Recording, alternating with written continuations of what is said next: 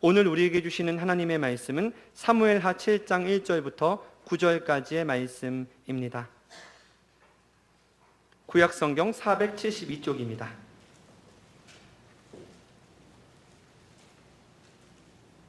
사무엘하 7장 1절부터 9절까지의 말씀입니다.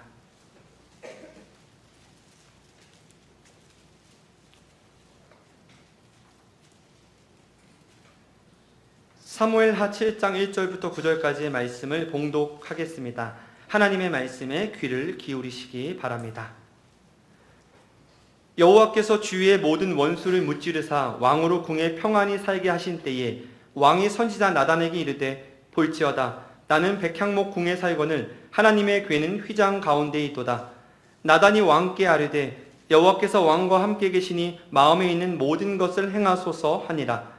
그 밤에 여호와의 말씀이 나단에게 임하여 이르시되 가서 내 종 다윗에게 말하기를 여호와께서 이와 같이 말씀하시되 내가 나를 위하여 내가 살 집을 건축하겠느냐. 내가 이스라엘 자손을 애굽에서 인도하여 내던 날부터 오늘까지 집에 살지 아니하고 장막과 성막 안에서 다녔나니 이스라엘 자손과 더불어 다니는 모든 곳에서 내가 내 백성 이스라엘을 먹이라고 명령한 이스라엘 어느 지파들 가운데 하나에게 내가 말하기를 너희가 어찌하여 나를 위하여 백향목 집을 건축하지 아니하였느냐고 말하였느냐. 그러므로 이제 내 종 다윗에게 이와 같이 말하라. 만군의 여호와께서 이와 같이 말씀하시기를 내가 너를 목장 곧 양을 따르는 데에서 데려다가 내 백성 이스라엘의 주권자로 삼고 내가 가는 모든 곳에서 내가 너와 함께 있어 내 모든 원수를 내 앞에서 멸하였은즉 땅에서 위대한 자들의 이름같이 내 이름을 위대하게 만들어 주리라. 아멘. 오늘은 삼위일체 주일입니다. 삼위일체 주일은 기독교 전통에서 하나님의 삼위일체를 기념하고 경축하는 날입니다. 부활절 후 8번째 주일, 성령 강림 주일 후 첫 번째 주일로 지킵니다. 삼위일체 교리는 세 분이 각각 독립적인 인격을 갖고 있지만 본질과 존재는 하나다라는 것입니다.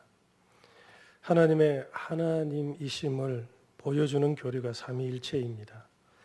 하나님은 파악되는 것 같으나 파악되지 않습니다. 우리가 사랑을 다 알 수 없으나 사랑이 있음을 압니다. 다 알 수 없어도 친밀한 사랑의 관계를 맺을 수 있죠. 이처럼 하나님께서 우리와 함께 하시나 우리를 초월하십니다. 삼위일체 교리는 하나님의 신비, 초월성을 보여줍니다. 그래서 바울 사도도 깊도다 하나님의 지혜와 지식의 풍성함이요 그의 판단은 헤아리지 못할 것이며 그의 길은 찾지 못할 것이로다 찬양했습니다. 그분을 알면 알수록 측량할 수 없는 거대함, 무한함, 영원함을 마주하게 됩니다. 삼위일체 하나님을 높이며 노래하는 주일이 되길 바랍니다. 사람이 되어 이 땅에 오신 예수 그리스도의 사랑에 감사함으로 예배하는 심령마다 천국의 기쁨과 소망이 함께하길 축원합니다. 오늘은 이스라엘의 수도 예루살렘의 성전이 건축된 계기를 살펴보려 합니다.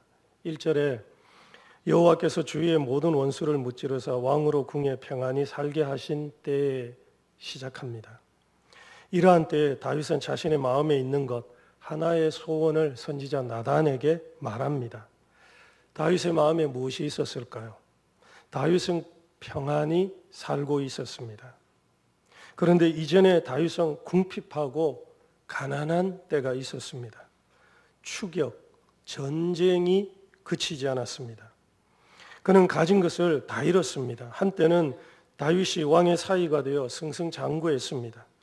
사울의 죽인 자는 천천히요 다윗의 죽인 자는 만만이로다고 백성들이 다윗 창가를 불렀습니다. 다윗을 칭송하는 소리가 그치지 않았습니다. 그런 다윗의 명예, 부, 인기가 안치만개와 같이 사라졌습니다. 다 가진 것 같았고 그 누구도 부럽지 않았던 다윗이 사울 왕의 시기를 받자 순식간에 모든 것을 잃었습니다. 다윗은 사울 왕과 그 군대에 쫓겨 도망 다녀야 했습니다. 얼마나 쫓겨다녔던지 다윗이 먹을거리, 식량이 떨어져서 구걸한 적도 있습니다.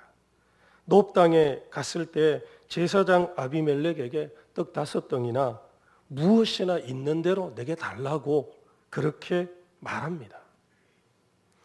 제사장이 먹는 진설병을 그렇게 해서 먹게 되는 거죠. 먹을 것이 없어서. 정말 먹을 것이 없어서 사실은 구걸한 거죠. 내일을 기약할 수 없는 날의 연속이었습니다. 내일은 고사하고 오늘이 어찌 될지 알 수 없는 불안정한 하루를 살아야 했습니다.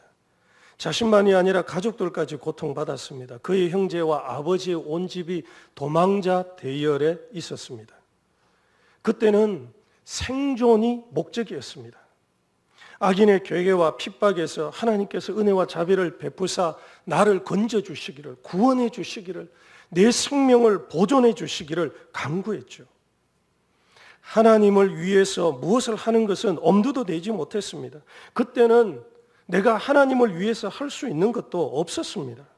혹독한 고난에서 나를 구원하실 하나님의 도움을 전적으로 바라며 기다렸죠. 이런 시련에서 다윗이 모든 것을 잃었어도 잃지 않은 것이 있습니다.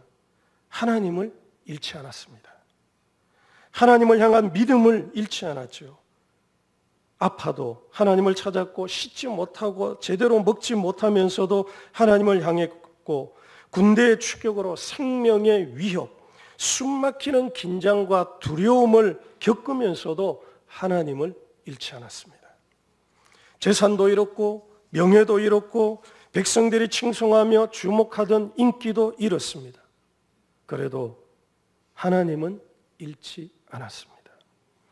요나가 타고 가던 배에서 물로 던져지고 물에서 물고기 뱃속으로 들어가 깊은 어둠을 경험한 것처럼 다윗도 인생이 어둡고 험한 그 밑바닥까지 곤두박질했죠. 욥이 모든 것을 다 잃은 것처럼 다윗도 모든 것을 잃는 경험을 했습니다. 이처럼 쓰라리고 아파서 사는 것이 힘들어 절망을 경험했습니다. 그렇게 찢기는 고통에서 다윗은 하나님을 의지했습니다. 나를 도우실 이는 하나님이십니다. 내 친구도 나를 가까이 있던 사람도 나를 외면했으나 하나님 나를 외면하지 마시고 나를 버리지 마시고 나를 건져 주십시오. 나를 도와주십시오. 그 당시 다윗의 기도였습니다. 다 잃어도 하나님은 잃지 않았죠. 이것이 다윗의 믿음입니다. 이제 환경이 바뀌었습니다. 다윗은 왕이 되었습니다. 오늘 양식 걱정하지 않아도 됩니다. 많은 창고에 곡식이 가득하고 금은 보화가 넘쳐납니다. 이제는 자신을 쫓아오는 사람도 군대도 없습니다. 모든 것을 잃었던 다윗이 모든 것을 가진 부귀영화의 자리에 올랐습니다. 사람이 오를 수 있는 최고의 지위, 왕이 되었습니다. 그리고 다윗은 평안을 누리고 있습니다. 나를 힘들게 하고 괴롭게 만드는 사건이나 일이 없다는 뜻입니다. 마음이 평안한 거죠. 다윗과 이스라엘을 괴롭히던 원수들에게서 하나님께서 벗어나게 하셨습니다. 걱정, 근심 없이 마음도 편하고 몸도 편한 시기가 찾아왔습니다. 고생의 떡, 환난의 물을 마시던 날은 지나고 마음이 푸근하고 생활도 넉넉하고 안정된 시기가 왔다는 거죠. 이때 다윗의 마음에 무엇이 있을까요? 그것이 오늘 말씀입니다. 2절을 함께 봉독하겠습니다. 시작. 왕이 선지자 나단에게 이르되 볼지어다.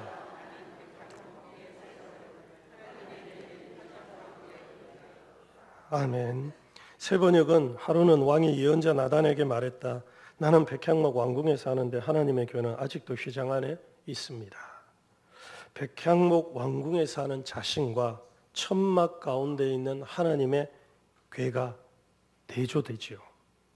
백향목은 고대에도 값비싼 목재였습니다. 다시 얼마나 좋고 안락한 기품 있는 곳에 머물고 있는지 말합니다. 거기에 비해 하나님의 언약궤는 천막에 있습니다.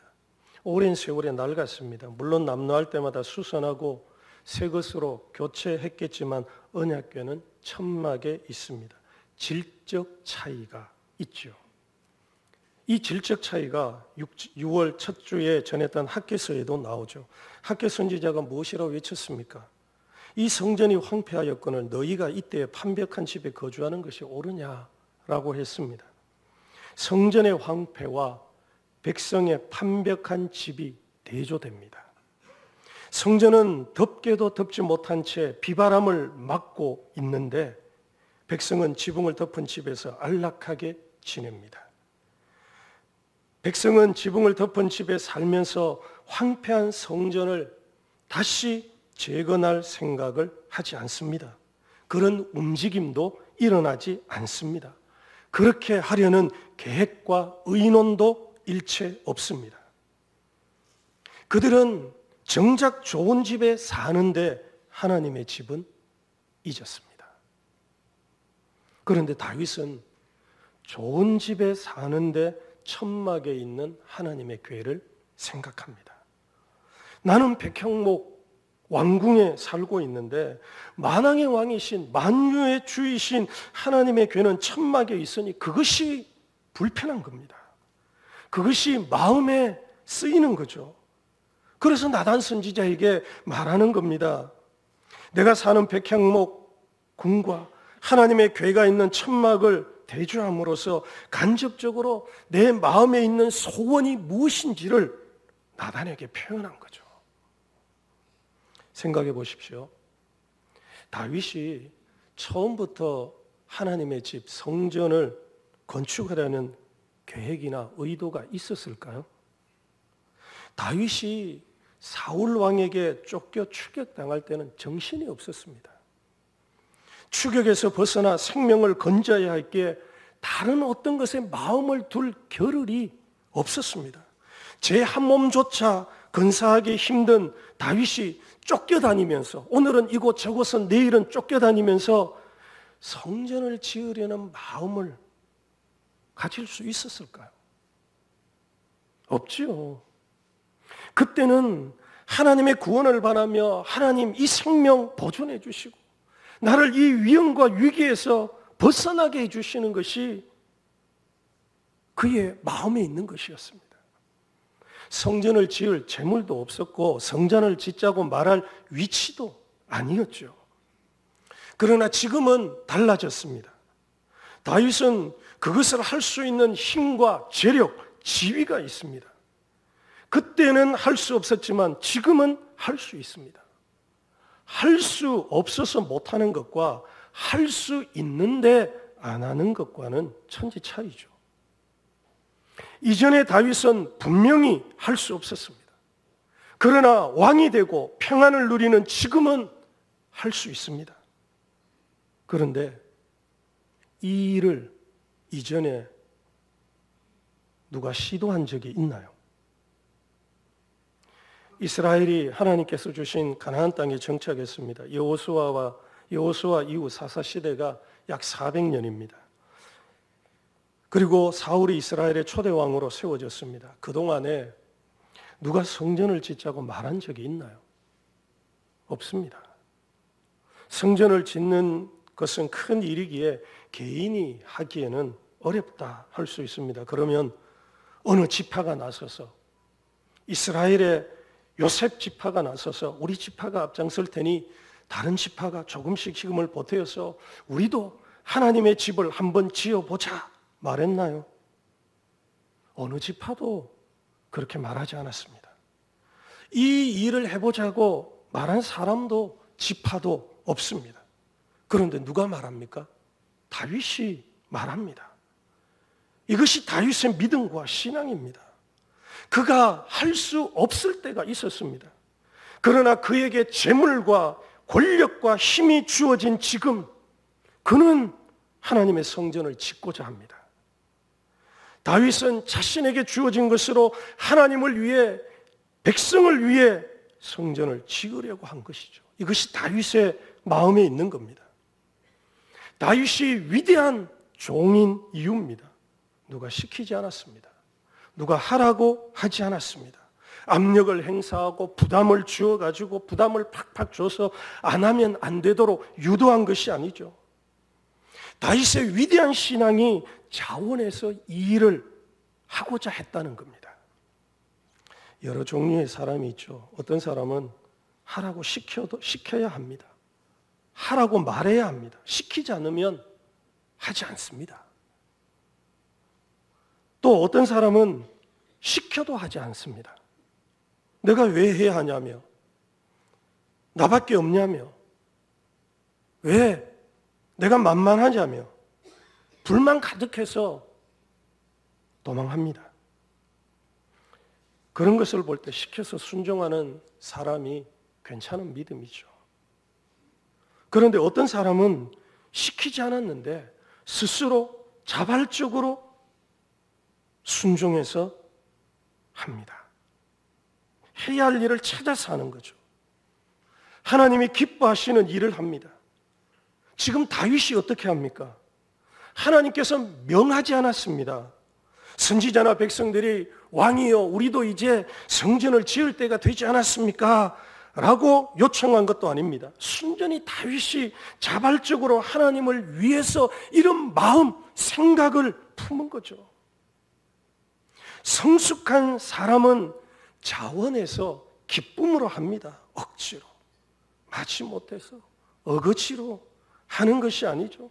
하나님을 위해서, 하나님께서 그 쫓겨다니던 시절에 내 생명 구원해 주시도록 그렇게 기도하고 은혜를 받았는데 하나님께서 내 생명을 건져주셨을 뿐만 아니라 나를 이 이스라엘의 주권자가 되게 하신 이 은혜와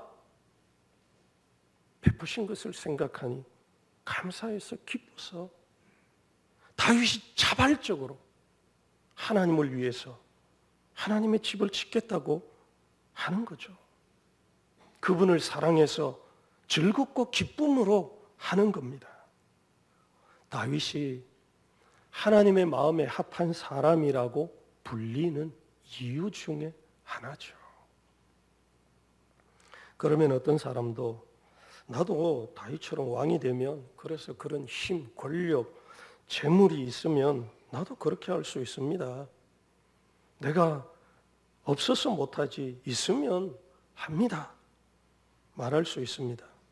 과연 여러분에게 그런 힘과 재물이 있으면 하나님을 위해서 그런 마음을 품고 할 수 있을까요?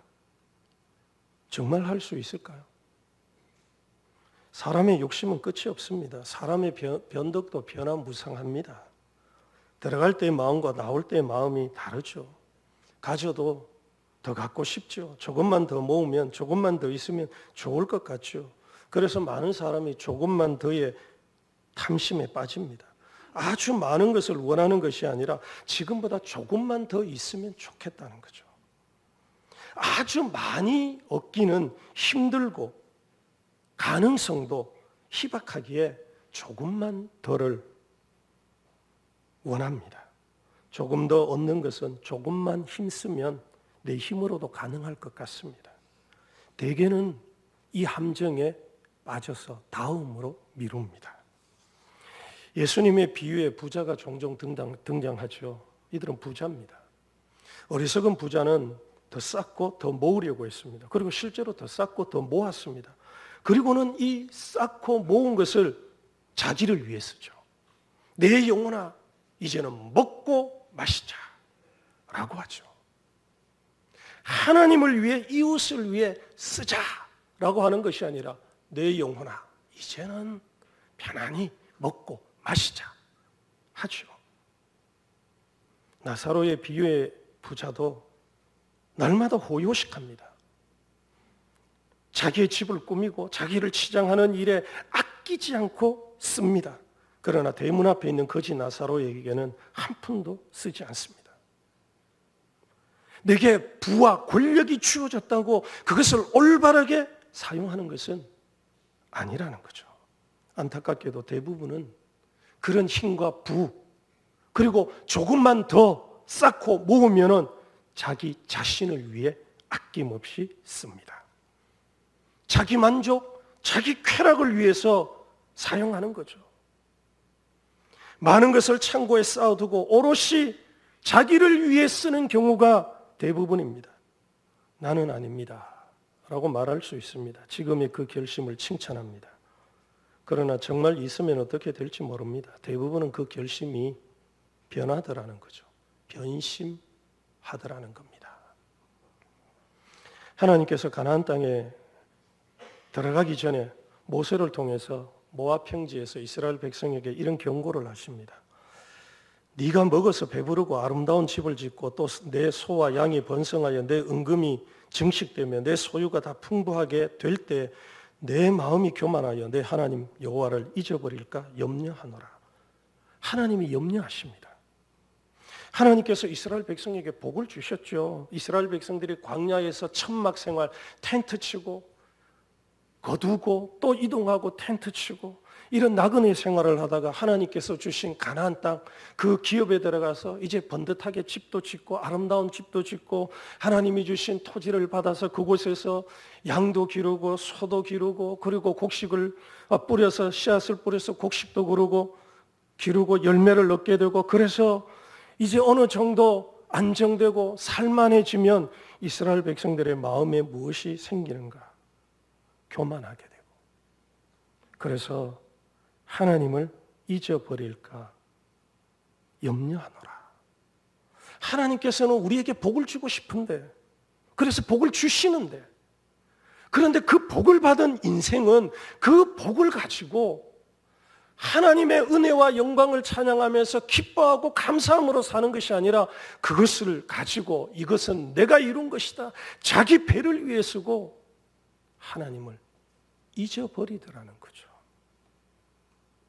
그만큼 주셔도 다윗처럼 자원해서 하나님의 영광과 그 이름을 위해서 이 땅에 고통받는 사람을 위해서 쓰는 사람이 적다는 뜻입니다. 다윗도 하나님의 성전을 짓겠다는 것이 아니라 지금은 영토도 조금 더 확장하고 애굽의 왕궁처럼 애굽의 왕궁에 비하면 내 왕궁은 초가집 같은데 좀 더 넓히고 재료도 더 고급스러운 것으로 사용해서 내 영광과 위엄, 내 이름을 높이겠다고 욕심낼 수 있습니다. 성전을 짓는 것은 다음에 하고 지금 이제 막 일어나고 번성하고 있는데 이때야말로 조금 더 얻어야 할 때라고 할 수 있죠. 그런데 다윗은 자기의 것을 채우고 넓히려는 욕심에 빠지지 않습니다. 백향목 궁전에 거하며 풍족히 사는 때 하나님의 언약궤를 생각하니 마음이 심히 불편한 겁니다. 성령께서 그 마음에 감동을 주셔서 떠오르게 하시는 거죠. 나 같은 왕도 사람도 이렇게 좋은 곳에 사는데 전능하신 하나님, 이 백성을 구원하신 하나님의 언약궤는 이 낡고 볼품없는 천막에 있다고 생각하니 가슴이 미어지는 거죠. 가슴이 뜨거워지는 거죠. 그래서 다윗이 내가 이 일을 하자 하나님께서 내게 주신 재물로 내게 주신 권세로 하나님의 집을 짓자. 이전에 그 누구도 하지 않은 일, 하나님의 성전을 내가 짓자. 이 마음을 품은 겁니다. 어떻게 이런 기발한 독특한 생각을 가질 수 있을까요? 그러면 나도 그런 생각하는데요. 저는 다윗의 이 생각이 콜럼버스의 달걀이라고 생각합니다. 그렇게 하는 것을 보면 그럼 나도 충분히 할 수 있는데 나도 그렇게 생각할 수 있는데 하거든요. 근데 안 하지 않습니까? 이스라엘의 역사 동안 그 수백 년의 역사 동안 나도 다윗처럼 충분히 생각할 수 있는데 집을 짓자고 말할 수 있는데 근데 400년 역사 동안 누가 말했나요? 누가 이 일을 시도했나요? 다윗은 하나님께서 허락하면 모든 것을 쏟아 부으려 했습니다. 자신에게 주신 것을 바쳐 헌신하려 했습니다. 하나님은 사람의 외모가 아니라 중심을 보는 분이죠. 다윗의 이 마음이 그냥 한번 던져보는 것이었을까요? 하나님께서 내가 이렇게 말하면 나를 말릴 거라는 얄팍한 계산이 깔려 있었을까요? 다윗은 정말 하려고 한 겁니다. 하나님만 허락하시면. 정말 나는 이 일을 향해 모든 것을 쏟아부으려 한 거죠. 그 마음, 그 정성을 하나님께서 받으신 겁니다. 놀랍게도 하나님의 집 성전을 짓겠다는 다윗의 마음에 하나님께서 내가 너의 집을 지어주겠다 하십니다. 7장 11절 말씀에 보면 여호와가 너를 위하여 집을 짓고 라고 하시죠. 하나님께서 내가 하나님의 집을 짓고 싶어서 그러려고 작정하고 이 말을 꺼냈는데 하나님께서는 다윗을 거절하시면서 내가 너를 위하여 집을 지어주마 라고 하시는데 다윗을 이스라엘의 주권자로 삼고 모든 원수에게서 물리치게 하실 뿐만 아니라 그 아들 솔로몬을 통해서 집을 짓게 하시고 그 자손들에게 소금 언약이라고 하는 복을 내려주십니다.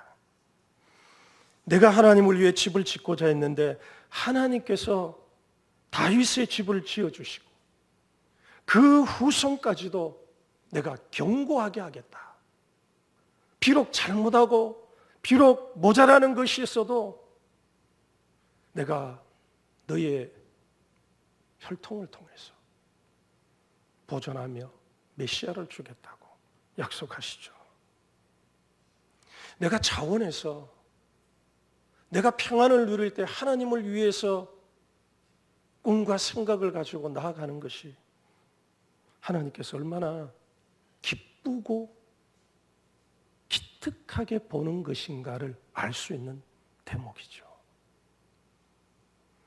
사랑하는 여러분, 초기의 다윗처럼 지금 생존이 힘든 시기를 보내는 이도 있습니다. 이때는 하나님을 위해서 이웃을 위해서 무엇을 할 수 있는 때가 아닙니다. 이때는 내 믿음을 지키고 인내하면서 하나님의 도우심을 바라며 살아야 할 때입니다.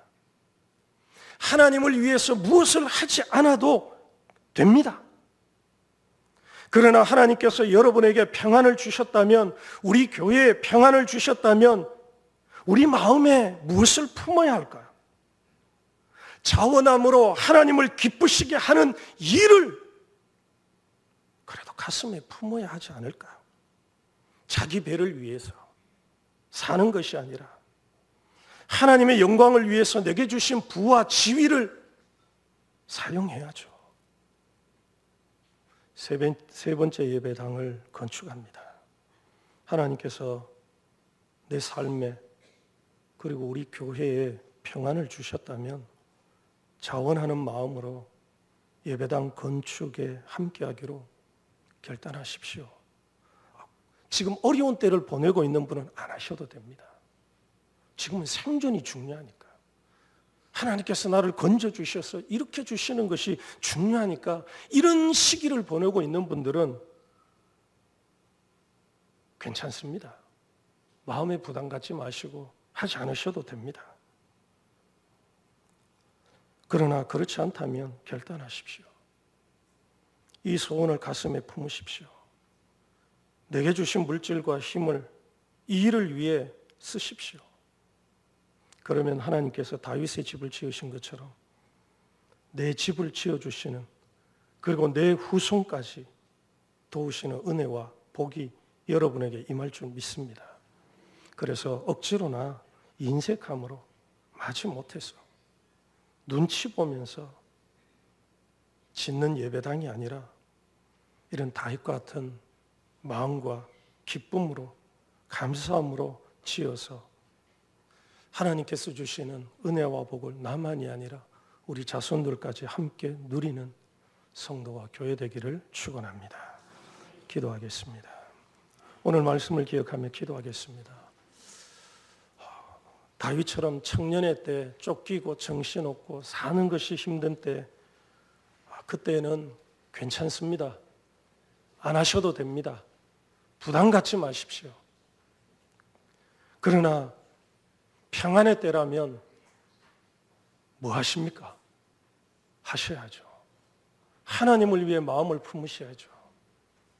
그래서 우리 중곡동 교회가 이 일을 향해서 짓는 과정, 지은 후에도 하나님께서 우리 중곡동 교회 복을 내려주시고 또 복을 받는 그런 여정이 되도록 우리 이 일을 위해서 같이 한번 1, 2분 정도 함께 기도하도록 하겠습니다. 기도하겠습니다. 하나님 아버지, 감사와 영광을 올려드리며 참으로 이 거룩한 줄 하나님을 예배하게 하시니 감사합니다. 나의 전부이신 주님, 나의 왕이신 주님, 나의 주님이신 주님, 주님을 향하여서 제 마음에 모든 것을 쏟으며 이 시간 하나님 앞에 나아갈 때 주님 참으로 은혜를 허락하여 주시고 주의 영광 가운데 참으로 주님과 함께하는 예배 시간이 되게 해 주옵소서. 특별히 이 시간 하나님 다윗이 평안의 때에 품었던 그 귀하고 아름다운 마음, 하나님께서 기쁘게 받으셨던 그 마음을 바라보며 참으로 제게도 이 마음을 품을 수 있도록 도와주십시오. 하나님, 지금 어려운 시기를 보내고 있는 이가 있습니다. 무엇을 해도 제대로 되지 않고 쫓겨다니고 하나님, 내가 원하지 않는 일들 속에서 허우적거리며 하나님의 긍휼을 구하는 이들이 있다면 하나님 도와주십시오. 저들을 건져주십시오. 저들의 생명을 살려주십시오. 그 아픔에서 일으키시고 그 고난에서 저들을 구원하여 주시옵소서. 그리고 내게 주신 이 평안의 때가 있다면 하나님, 지금 그 시기를 누리고 있다면 하나님을 향하여서 마음을 품게 해주십시오. 기도할 때, 주님을 바라볼 때 하나님, 내 마음에 주시는 감동과 생각이 있어서 주님과 이 땅에 고통받는 이웃을 향하여서 하나님, 주의 영광을 위하여서 이 일을 행하고자 하는 주의 백성들이 일어나게 하여 주시옵소서. 주님, 특별히 우리 중곡동 교회가 세 번째 예배당을 건축하기로 작정하고 이제 나아가고 있습니다. 하나님, 모든 과정 가운데 이렇게 자원함으로써 하나님을 향하여 즐거이 드림으로써 기쁨으로 이 일에 함께함을 통하여서 하나님, 그 삶에 임하시는 하나님의 은혜와 복을 누리는 우리 성도와 교회에게 인도하여 주시옵소서. 예수님 이름으로 기도합니다. 아멘.